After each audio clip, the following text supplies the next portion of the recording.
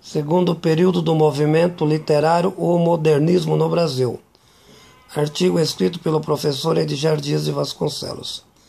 O segundo período do movimento literário Modernismo no Brasil realizou-se basicamente entre 1930 a 1945, estendendo a anos posteriores. Nesse período da história política brasileira, o país encontrava-se em uma profunda depressão econômica, resultada naturalmente pelas duas grandes guerras mundiais de 1919 a 1939. Outros fatores relevantes que devem ser considerados, entre eles, o nazifascismo. Entretanto, no plano estritamente interno, em 1930 acontece uma revolução possibilitando a chegada de Getúlio Vargas ao poder.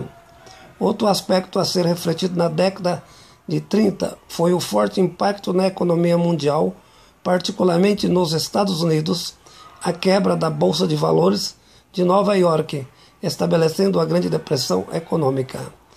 O capitalismo praticamente foi à falência. Mundialmente, o sistema financeiro em colapso, paralisando o mecanismo produtivo das principais economias do mundo. As fábricas deixaram de funcionar, falência bancária generalizada, o desemprego em coletividade, o resultado muita fome e miséria, sem nenhuma perspectiva para o proletariado, o liberalismo à bancarrota. Todos os países tentaram resolver os efeitos da crise econômica, minimizando naturalmente a miséria, evitando os maiores problemas sociais. Nesse momento de instabilidade acontece o fortalecimento da esquerda no mundo, com imperatividade dos partidos socialistas e comunistas. A ascensão do socialismo na Europa, o mundo dividido em zona de influências. A sociedade colide-se com a denominada ideologia de direita, fundamentada nos princípios do liberalismo econômico. Mundialmente, no Brasil, em particular, o governo de Vargas procura se solidificar com a mentalidade de combate à esquerda, em especial ao Partido Comunista. Getúlio combatia o anarquismo do mesmo modo o comunismo, tentando distanciar-se dos soviéticos e se realinhando com o capitalismo americano naquele momento histórico completamente falido. Internamente, o Estado Novo sustenta-se no autoritarismo, combatendo a coluna de Prestes, como forma de justificar a ditadura. Nesse momento, se desenvolve a literatura moderna no Brasil, preocupada com as questões sociais, com o rumo da política nacional, sobretudo com a ditadura proporcionada pelo Estado Novo. A denominada República do Café com Leite, ou a República Velha, definitivamente estava em crise por razões óbvias. A primeira delas, a superprodução de café, desestabilizou a economia, provocando maior crise social, aumentando a miséria generalizada no país. Havia muitos estoques do produto, porém sem compradores, já que o mundo internacionalmente estava em crise financeira. Não havia perspectiva econômica para a elite agrária brasileira.